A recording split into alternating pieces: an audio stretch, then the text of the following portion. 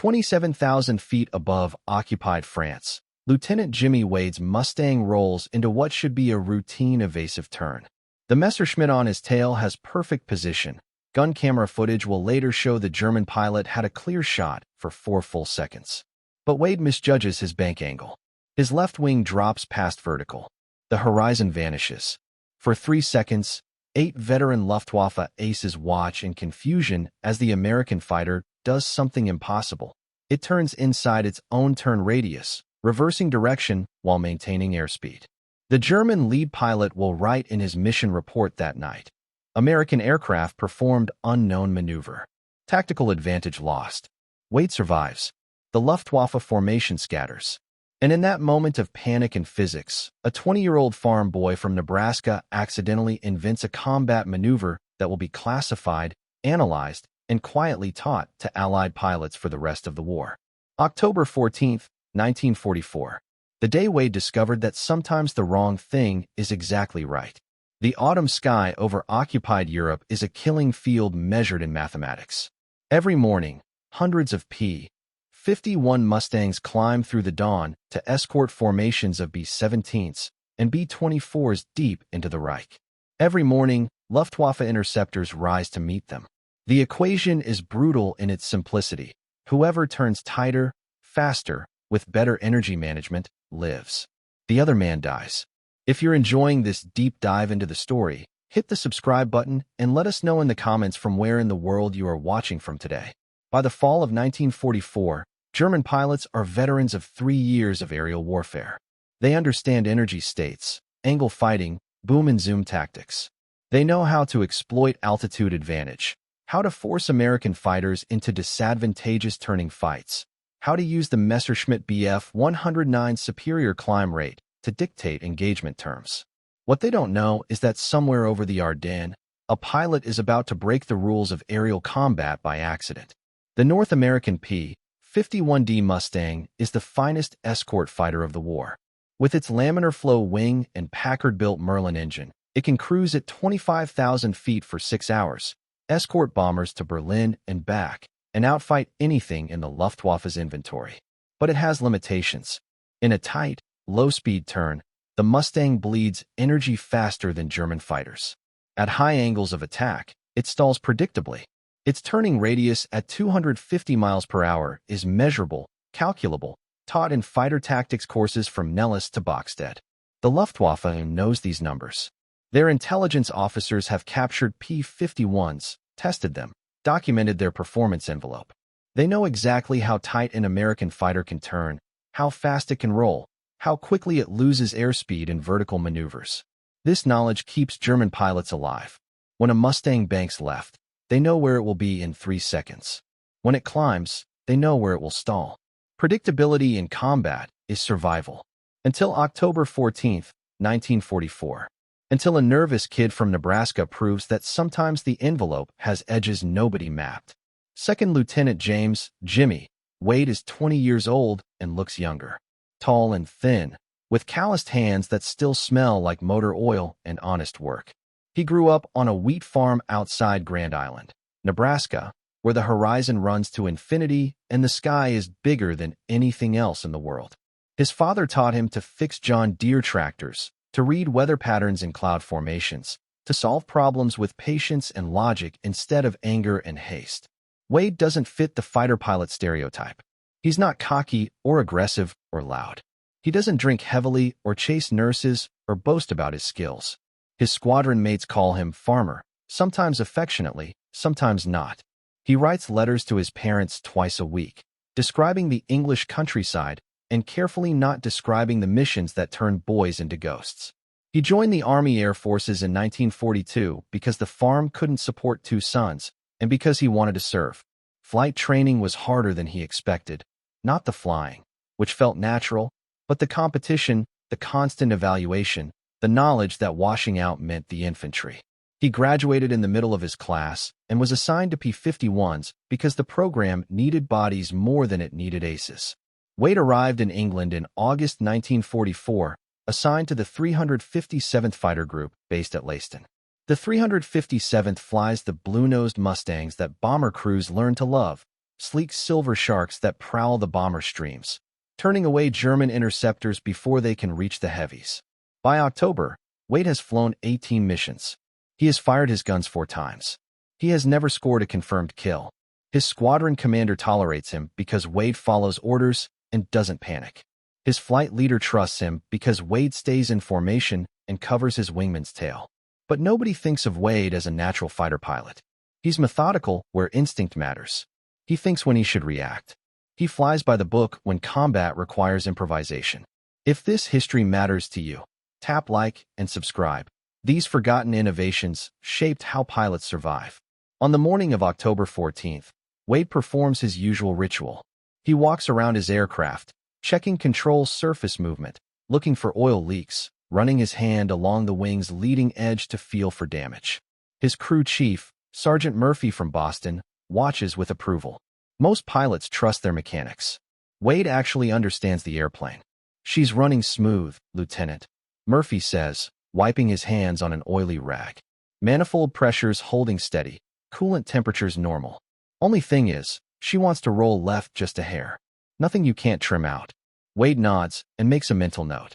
Small imperfections in rigging can compound into larger problems under G-load. A slight left roll tendency could affect turn performance if he forgets to compensate. He climbs into the cockpit, adjusts his seat and rudder pedals, checks his oxygen supply and radio frequency settings. The mission briefing was routine. Escort B-17s to a synthetic oil plant near Cologne. Expected opposition, moderate to heavy. German pilots have been aggressive lately, pressing attacks despite overwhelming Allied fighter escorts. Intelligence reports suggest the Luftwaffe is concentrating experienced pilots into elite squadrons, trading quantity for quality. Wade's flight launches at 0830 hours. For Mustangs in loose formation, climbing through thin cirrus at 20,000 feet. The October morning is crystalline clear, visibility unlimited, winds light and variable. Perfect hunting weather. Wade checks his instruments every 30 seconds. Oil pressure, coolant temperature, fuel flow, manifold pressure. Everything normal.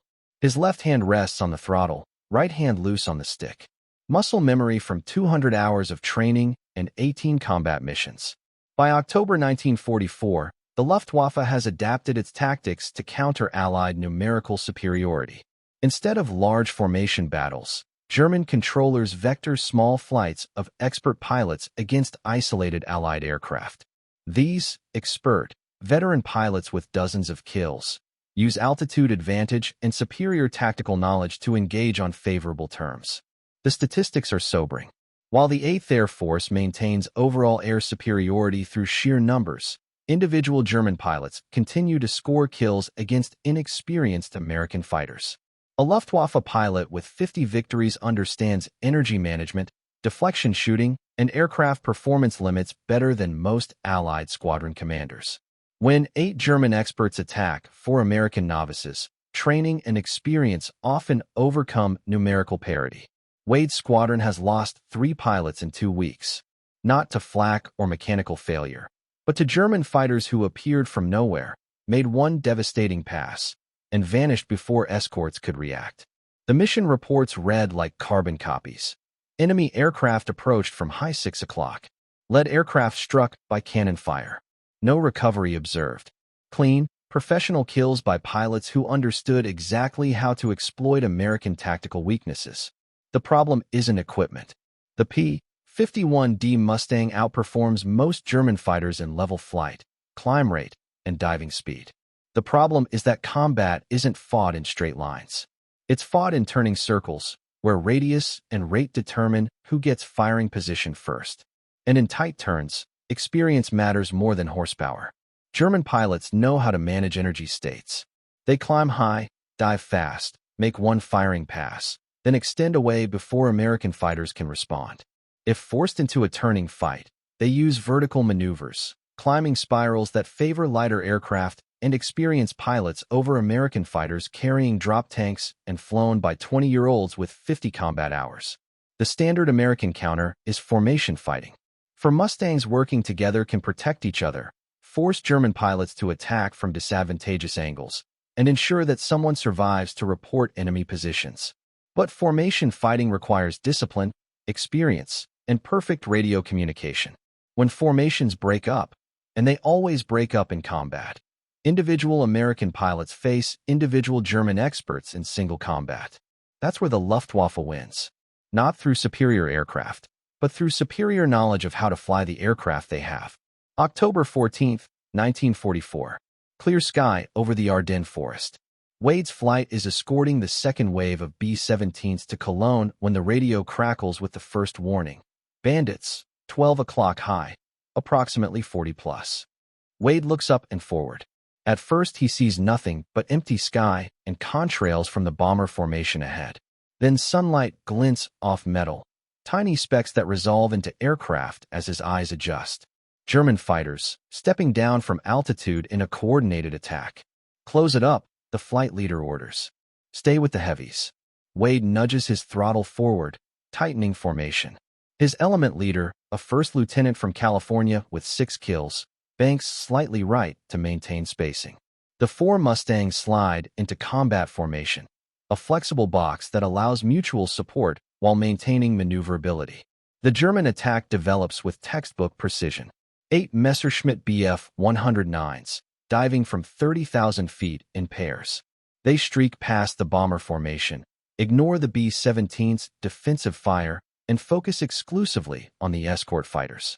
Wade watches them approach, sleek, deadly, flown by pilots who know exactly what they're doing. Brake right. The flight leader's voice cuts through radio static. Wade banks hard right, pulling 4 GS as tracers flash past his cockpit. The attacking 109 overshoots, pulls up into a climbing left turn. Wade follows, trying to keep sight of the German fighter, but the Messerschmitt accelerates away and disappears into the sun. Where'd he go? Wade's element leader calls over the radio. Lost contact. Wade replies, scanning the sky above and behind. Standard procedure after losing sight of an enemy fighter. Assume he's still out there, positioning for another attack. The engagement has scattered Wade's flight across 10 miles of sky. The B-17s continue toward target, protected by other fighter squadrons. Wade and his element leader climb back toward the bomber stream, checking their fuel and ammunition. Wade has fired perhaps 50 rounds during the brief engagement. His .50 caliber machine guns are nearly full. That's when the second attack develops. 8 more German fighters, this time approaching from below and behind. Wade spots them first, black specks against the green checkerboard of French farmland, climbing steadily toward the scattered American formation. Bandits, 5 o'clock low. Wade calls over the radio. But the German pilots have learned from the first engagement. Instead of making a single high-speed pass, they split into pairs and attack from multiple angles simultaneously. Wade finds himself separated from his element leader, facing 2 Bf-109s that approach with the patience of experienced hunters. The lead German pilot climbs into position 1,000 feet above and behind Wade's Mustang. Classic energy advantage. He can dive to attack, forcing Wade to turn defensively. The second 109 positions himself below and to the right, ready to catch Wade if he dives to escape. Wade's tactical options are limited. He can't outclimb the 109s, they're already above him. He can't outdive them. The lower fighter will intercept his escape route. He can't outrun them. At this altitude and airspeed, the Messerschmitt and Mustang have nearly identical performance. That leaves turning. The one maneuver American pilots are taught to avoid when facing German fighters in a climbing fight. Wade keys his radio, engaging bandits. Send help if available. He knows no help is coming. Every other Allied fighter is engaged or too far away. The lead 109 rolls inverted and dives. Wade sees him coming, gray-green camouflage, yellow nose spinner, canopy glinting in the afternoon sun. Range, 800 yards and closing fast. The German pilot is perfectly positioned. If Wade continues straight and level, he'll be an easy target. If he turns left, he'll drift into the firing solution of the second 109. Wade breaks right, pulling the stick back and hauling the Mustang into a desperate defensive turn. The turn starts normally. Wade banks 60 degrees to the right, pulling 4 GS, watching his airspeed bleed from 280 miles per hour to 250 as the Mustang converts forward velocity into angular momentum. The pursuing 109 follows, cutting across the circle of Wade's turn to maintain firing position. Wade glances over his shoulder. The German fighter is gaining angles, moving from his deep 6 o'clock to his 4 o'clock position. In another 5 seconds, the 109 will have enough lead angle to open fire. Wade pulls harder, increasing his bank angle to 70 degrees, then 80. If you find this story engaging, please take a moment to subscribe and enable notifications. It helps us continue producing in-depth content like this. The Mustang shudders. The left wing approaches its stall angle. Wade's airspeed drops to 230 miles per hour, then 220. The aircraft feels mushy, unresponsive. He's approaching the edge of the performance envelope, the point where he'll either stall or have to relax his turn to maintain flying speed. Behind him, the 109 is closing steadily. The German pilot knows the Mustang's limitations. He knows Wade can't maintain this turn rate without stalling. He's patient, experienced, confident. Wade makes a split-second decision. Instead of relaxing the turn to avoid a stall, he pulls harder. The stick comes back to his chest. The bank angle increases past 85 degrees, steeper than any tactical manual recommends. The Mustang's left wing exceeds its critical angle of attack. The aircraft snaps left. Wade feels it instantly. A violent lurch as the left wing stalls and drops. The horizon tilts crazily. For a moment, he's flying more sideways than forward, the Mustang's nose pointing directly at the ground while the tail skids through the air behind it. Every instinct screams at him to level the wings, reduce angle of attack, recover to controlled flight. The snap is exactly what fighter pilots are taught to avoid, a departure from controlled flight that leaves the aircraft vulnerable and unpredictable. But Wade doesn't fight it. Maybe it's instinct. Maybe it's panic. Maybe it's the farm boy understanding that sometimes machines do unexpected things, and fighting them makes everything worse. Instead of trying to recover immediately, he holds the controls steady and lets the aircraft complete its motion. The Mustang's nose swings through 180 degrees in less than 3 seconds. Wade finds himself facing the opposite direction, his previous pursuer now directly ahead and slightly below. The 109 pilot, committed to his firing run, flashes past Wade's canopy at a combined closing speed of nearly 600 miles per hour. Wade instinctively fires. 6.50 caliber machine guns rip through the thin air. Tracers arc toward the German fighter. At this range, less than 200 yards, accuracy is almost automatic. The armor-piercing incendiary rounds walk across the Messerschmitt's wing root and engine cowling. The 109 shudders, trails white coolant vapor, and rolls inverted into a steep dive. Wade watches it disappear below the cloud deck, trailing smoke. He sits in his cockpit, hands shaking, trying to understand what just happened. The Mustang is flying normally again. Airspeed is 240 miles per hour and climbing. All instruments show normal readings. He just shot down a German fighter using a maneuver that doesn't exist in any tactical manual. The second 109, seeing his wingman go down, breaks off and dives away. Wade doesn't pursue. He's too busy trying to reconstruct the sequence. The overbank turn, the stall, the nose coming around, the impossible reversal of position. He climbs back toward the bomber stream, checking his fuel and ammunition. 500 rounds expended. 1 confirmed kill, and a feeling that he's stumbled onto something important. Over the next 3 weeks, Wade experiments with the maneuver in combat. Not deliberately at first. He's too careful, too methodical to risk his life testing theories. But twice more, German fighters force him into desperate defensive turns. Both times, when conventional evasion fails, Wade allows his Mustang to snap into the violent, nose-slicing reversal that has no official name. Both times, it works.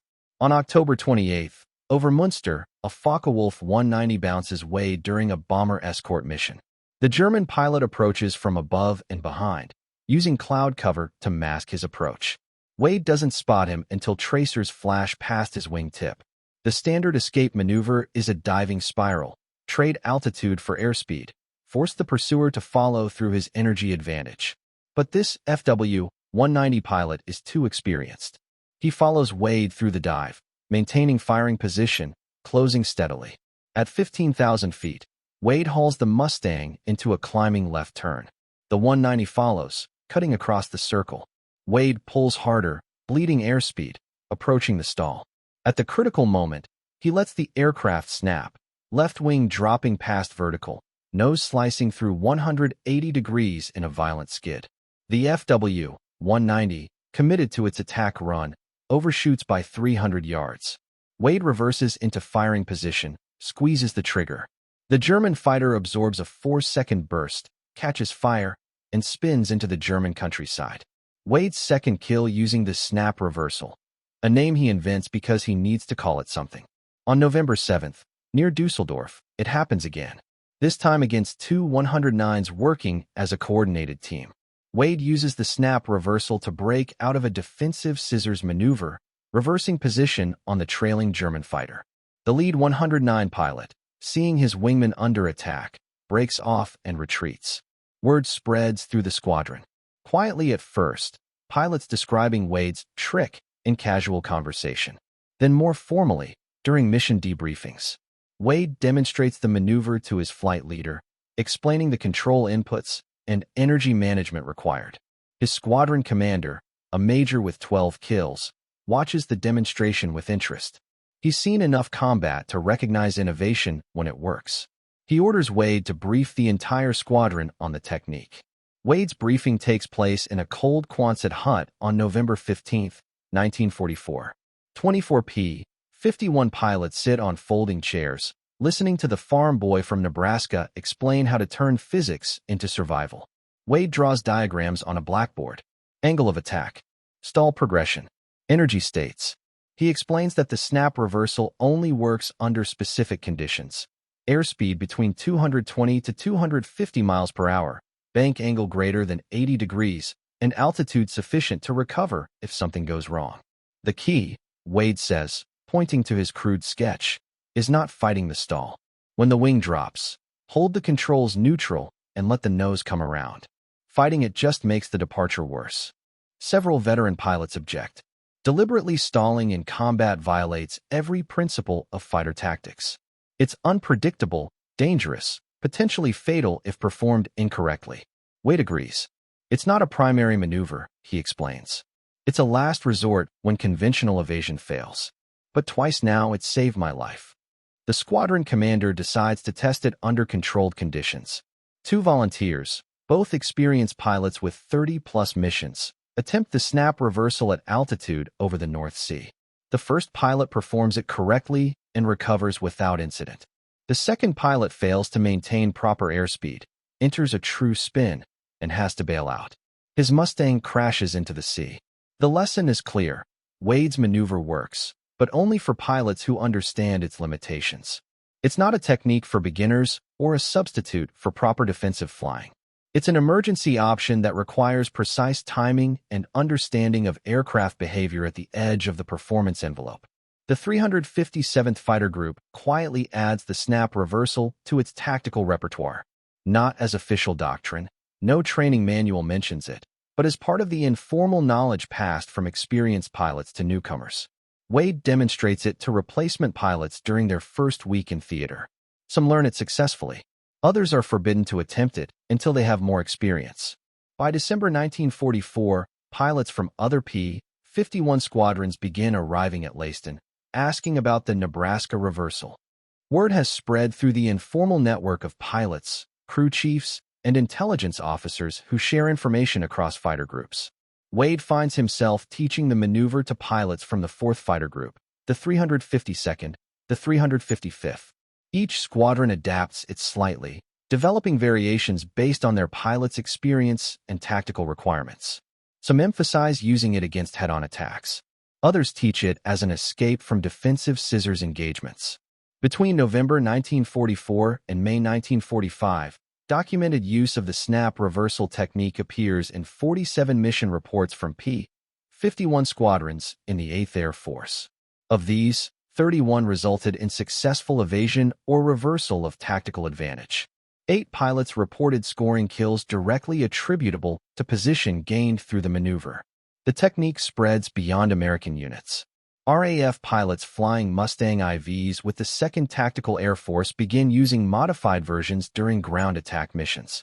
The snap reversal proves especially effective against German fighters attacking from high angles during close air support operations. German intelligence notices the change.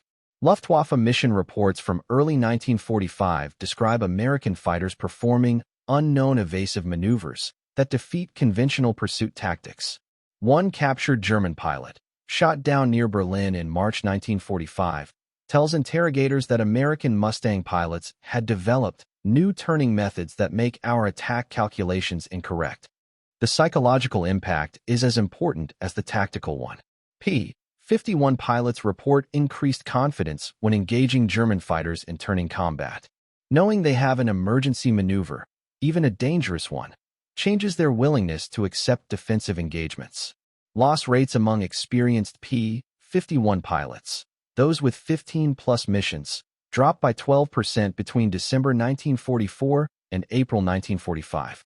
While multiple factors contribute to this improvement, including reduced Luftwaffe activity and improved training, squadron commanders note that pilots trained in the snap reversal are significantly more likely to survive desperate combat situations. Wade completes his combat tour in April 1945. He flies 67 missions and is credited with 4 confirmed kills and 2 probables, all achieved using variations of the snap reversal maneuver. He receives the Distinguished Flying Cross and the Air Medal with 3 oak leaf clusters. His citation reads, "For extraordinary achievement while participating in aerial flight." Lieutenant Wade's aggressive spirit and devotion to duty have reflected great credit upon himself and the United States Army Air Forces. It does not mention the technique that made his survival possible. Wade returns to Nebraska in June 1945. He doesn't talk about the war, even with his family. He takes over his father's farm, raises wheat and corn, marries a schoolteacher from Grand Island. They have 3 children. Wade teaches his son to fly in a Piper Cub, but never mentions combat flying. In 1952, the Air Force publishes a classified study on fighter tactics development during World War II. A section on unconventional maneuvers includes 2 paragraphs describing the snap reversal technique, noting its effectiveness when properly executed and its dangers when attempted by inexperienced pilots. Wade's name appears in a footnote as the originator of the technique. The study recommends against teaching the maneuver in standard flight training, but suggests that experienced fighter pilots should understand its principles for emergency use. This recommendation influences F-86 Sabre tactics during the Korean War, where several pilots credit snap reversal principles with successful escapes from MiG-15 attacks. Wade dies in 1987 at age 63. His obituary in the Grand Island Independent mentions his wartime service, but focuses on his contributions to local agriculture and his work with the county school board. None of his neighbors know that the quiet farmer invented a combat maneuver still studied at the Air Force Academy. The snap reversal technique appears in modern fighter pilot training under different names: post-stall maneuvering, controlled departure, high angle of attack recovery. The principle remains unchanged. Sometimes survival depends on accepting loss of control long enough to regain advantage. Test pilots developing the F-22 Raptor study Wade's original technique when designing thrust vectoring maneuvers that allow modern fighters to maintain control through impossible angles of attack. The physics Wade discovered by accident in 1944 influences aircraft design 7 decades later. But Wade himself never knew this legacy. He flew, fought, survived, and went home. He taught his innovation to other pilots because it might save their lives, not because he sought recognition. He returned to farming because the sky above Nebraska was the same sky he'd always known, but now it held different memories. In the end, Wade's story illustrates a truth about innovation in wartime. The most important discoveries often come from desperation, not design. When conventional methods fail, when training isn't enough, when the choice is between certain death and uncertain survival, ordinary people sometimes find extraordinary solutions. The German pilots who faced Wade never learned his name. They knew only that American fighters had begun performing maneuvers their tactical calculations couldn't predict. In their mission reports, they described these encounters with the clinical precision of professional warriors. Enemy aircraft departed from controlled flight, reversed position advantage, obtained firing solution. What they didn't write, what couldn't be captured in official language. was the moment when certainty became confusion, when tactical superiority dissolved into geometric impossibility. For 3 seconds, physics worked differently. The sky bent, and a farm boy from Nebraska proved that sometimes the best way forward is completely sideways. The Mustangs are gone now. The pilots who flew them are nearly all gone too. But the lesson remains, filed away in training manuals and theoretical papers, waiting for another pilot to rediscover what Wade learned by accident: that the edge of the envelope isn't a wall. It's a doorway. And sometimes, when everything else fails, walking through it is the only way home. Some legacies are written in the sky with contrails and cannon fire. Others are written in the physics of survival, invisible unless you know where to look. Jimmy Wade's legacy is still flying, hidden in the mathematics of motion, available to anyone brave enough to let go of control long enough to find it again. Thank you for watching. For more detailed historical breakdowns, check out the other videos on your screen now, and don't forget to subscribe.